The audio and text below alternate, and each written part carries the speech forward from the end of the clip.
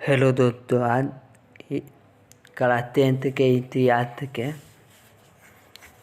पहला chapter Europe में राष्ट्रवाद के 4 क्वेश्चन लघु उत्तरीय रहा है, जो कि कई बार यह क्वेश्चन पूछ चुका गया है। तो देखिए यह क्वेश्चन क्या है। पहला ही चैप्टर है लाए हैं इतिहास के, जिसका नाम है यूरोप में राष्ट्रवाद के साथ 2 नंबरिया में पूछे जाने वाली अति लघु उत्तरीय प्रश्न लेकर आए हैं। तो चलिए पहला प्रश्न देखिए, पहला क्या है। तो देखिए पहला क्वेश्चन है राष्ट्रवाद क्या है। ठीक है, तो पहले राष्ट्रवाद क्या है यह तो समझ लीजिए, बाद में आपको लिखा हुआ बताया जाएगा। तो देखिए राष्ट्रवाद यानी कि अपने राष्ट्र के प्रति, अपने देश के प्रति किए गए कार्य को ही राष्ट्रवाद कहते हैं। अर्थात कि राष्ट्रवाद एक ऐसी भावना है जो किसी विशेष भौगोलिक, संस्कृति या सामाजिक परिवेश में रहने वाले लोगों के बीच एकता की भावना को स्थापित करती है, उसे ही राष्ट्रवाद कहते हैं। देखिए राष्ट्रवाद का अर्थ होता है अपने देश के प्रति, अपने राष्ट्र के प्रति आप जितना भी कार्य करते हैं वही राष्ट्रवाद कहलाता है। आप राष्ट्र के प्रति एकता की कोई विशेष कार्य कीजिए जिससे राष्ट्र में, देश में एकता बनी रहे, वो भी राष्ट्रवाद होता है। तो चलिए लिखा हुआ परिभाषा देखिए क्या है। 2 किताब में जिस तरह लिखा गया उसी तरह यहाँ लिख कर समझाया जा रहा है। जो देखिए राष्ट्रवाद क्या है। ठीक है, तो देखिए राष्ट्रवाद एक ऐसी भावना है जो किसी विशेष भौगोलिक, संस्कृति या सामाजिक परिवेश में रहने वाले लोगों के बीच एकता की वाहक बनाती है, यानी एकता की भावना उत्पन्न करती है या बनाती है। अर्थात कि राष्ट्रवाद का अर्थ होता है अपने राष्ट्र यानी कि देश, तो अपने देश के प्रति प्रेम, लगाव को ही राष्ट्रवाद कहते हैं। आप अपने देश के हित में, अपने राष्ट्र के प्रति जितना भी काम करते हैं वो सब राष्ट्रवाद कहलाता है। ठीक है, तो आप इसमें कुछ अपने मन से भी जोड़ कर लिख दीजिएगा। तो नेक्स्ट क्वेश्चन 2 नंबर देखिए। 2 नंबर क्वेश्चन क्या है। हाँ, 2 नंबर क्वेश्चन देखिए। 2 नंबर क्वेश्चन है मेदिनी कौन था। ठीक है, तो देखिए पहले मेदिनी के बारे में समझ लीजिए और उसके बाद में जो लिखा गया है वो भी समझिएगा। मेदिनी पहले तो मेदिनी सेनापति था और वह उसे अस्तित्व राजनीति की समझ नहीं थी। वह ऐसा व्यक्ति था जो कि अपना किसी युद्ध में हार जाता था, फिर भी वो अपना हार नहीं मानता था। वह इटली के रहने वाला व्यक्ति था। तो डरिए मेदिनी के बारे में समझिए। क्वेश्चन है मेदिनी कौन था। ठीक है, तो मेदिनी साहित्यकार गणतांत्रिक विचारों का समर्थक था। यानी कि वह साहित्यकार यानी कि गणतांत्रिक यानी लोगों के मत वाले विचार का था। वह एक योग सेनापति भी था। मेदिनी एक योग सेनापति था। योग माने अतः सेनापति, जिसके बाद सेना संभालने की गुण हो। लेकिन उसे तत्कालीन राजनीतिक परिस्थितियों की अवस्था समझ नहीं थी। यानी कि दो नए राजनीतिक थे, उसका अस्तित्व यानी बढ़िया थे, उसे बेहतर तरीका थे समझ नहीं था। किसे तो मेदिनी का नए राजनीतिक का अस्तित्व समझ नहीं था। साथ ही वह अपनी पराजय के बाद भी अपना हार नहीं मानता था। अर्थात कि वह कहीं हार जाता था हाल जाने के बाद भी वो अपना हाल नहीं मानता था कि हाँ हम हार चुके हैं, हम अपना हार कबूल करते हैं, यह नहीं मानता था। वह नवीन इत्र का निर्माण करना चाहता था, यानी नवीन माने नए, वह नए इत्र का निर्माण करना चाहता था। जिस कारण वह संपूर्ण इत्र का एकीकरण कर गणतंत्र और स्थापित करना चाहता था। मेदिनी था वह नए इत्र का निर्माण करना चाहता था, जिस कारण वह इत्र के यानी इत्र में जितना भी लाद जगह उस सभी को इकट्ठा कर उसमें गणतंत्र और स्थापित करना चाहता था, जिससे लोगों को काफ़ी ज़्यादा फायदा हो। ठीक है, तो देखिए क्वेश्चन में आएगा कि मेदिनी कौन था, तो आप बढ़िया से लिख दीजिएगा कि मेदिनी, आप अपने शब्दों में लिखिएगा।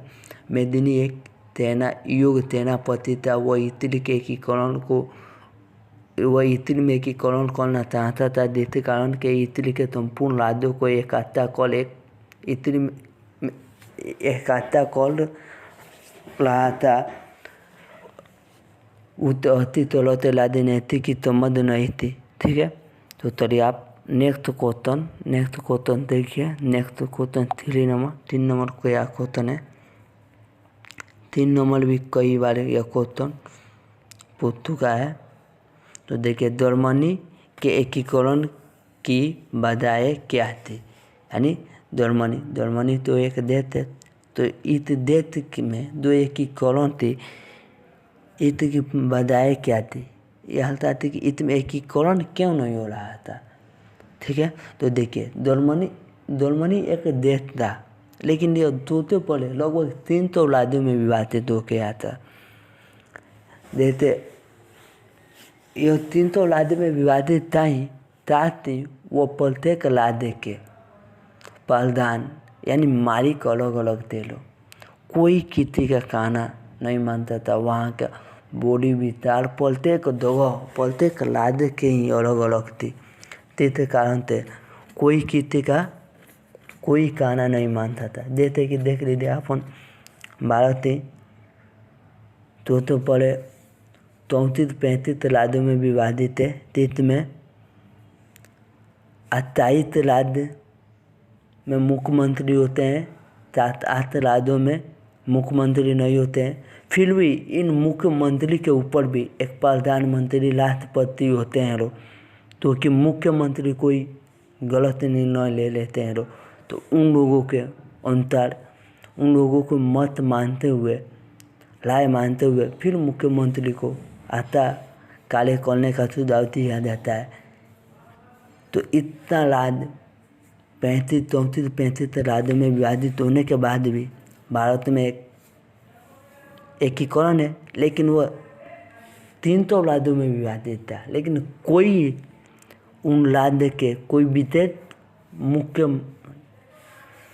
व्यक्ति नहीं थे लोग, कोई किसी का कहना नहीं मानता था। यही कारण था कि वहाँ एकीकरण नहीं हो पा रहा था। तो चलिए देखिए अब जर्मनी के एकीकरण की बाधा है। देखिए जर्मनी के एकीकरण की सबसे बड़ी बाधा है थी कि वह दूसरे बड़े लगभग 300 राज्यों में विभाजित था। साथ ही प्रत्येक राज्यों के मालिक यानी कि प्रधान अलग अलग थे।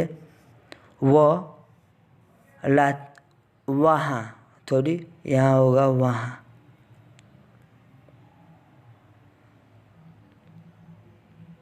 वहाँ राष्ट्रीयता की अभाव थी। कहाँ, तो जर्मनी में राष्ट्रीयता की अभाव थी। अब इसमें यह भी लिख दीजिएगा कि वहाँ प्रत्येक जगह की बोली विचार धर्म अलग अलग था, जिसके कारण तो वहाँ राष्ट्रीयता एकीकरण नहीं हो पा रहा था। ठीक है, तो चलिए नेक्स्ट क्वेश्चन आप 4 नंबर देखिए। 4 नंबर क्वेश्चन क्या है। 4 नंबर क्वेश्चन है आपका,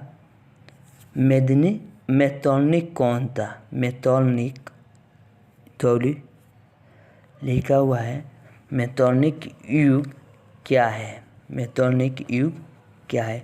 तो देखिए पहले तो मत लीजिए मेटोनिक युग क्या है।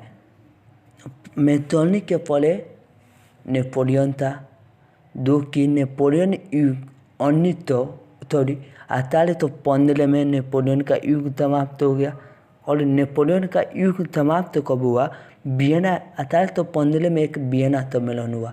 यहाँ कई बार अब देखते यह भी पूछता है कि वियना सम्मेलन कब हुआ, तो वियना सम्मेलन 1815 में हुआ था। वियना सम्मेलन के फलस्वरूप नेपोलियन युग समाप्त हो गया और मेटोनिक युग का निर्माण हुआ। और मेटोनिक युग 1848 तक चला। इसी युग को मेटोनिक युग कहते हैं। अब इसमें जो भी घटना है उसके बारे में ही लिख दीजिएगा, वही मेटोनिक युग कहलाएगा। तो चलिए देखिए आप मेटोनिक युग क्या है। तो 1815 ईस्वी से 1848 तक के समय को मेटोनिक युग कहते हैं। सन 1815 ईस्वी के वियना सम्मेलन की मेजबानी ऑस्ट्रेलिया का चांसलर मेटोनिक ने किया। दो गैर प्रतिक्रियावादी था। मेटोनिक जो था ना वो गैर प्रतिक्रियावादी था, अर्थात कि अच्छा व्यक्ति नहीं था। इस सम्मेलन में ब्रिटेन, रूस, भारत और ऑस्ट्रेलिया जैसे यूरोपीय शक्ति शामिल थी। यानी कि 1815 में वियना सम्मेलन हुआ, उसमें यूरोप के सभी शक्तिशाली देश जैसे कि यूरोप के ऑस्ट्रेलिया, भारत, ब्रिटेन, रूस शामिल थी। उसके उपस्थिति में, इन सभी देशों के उपस्थिति में वियना सम्मेलन 1815 में हुआ था।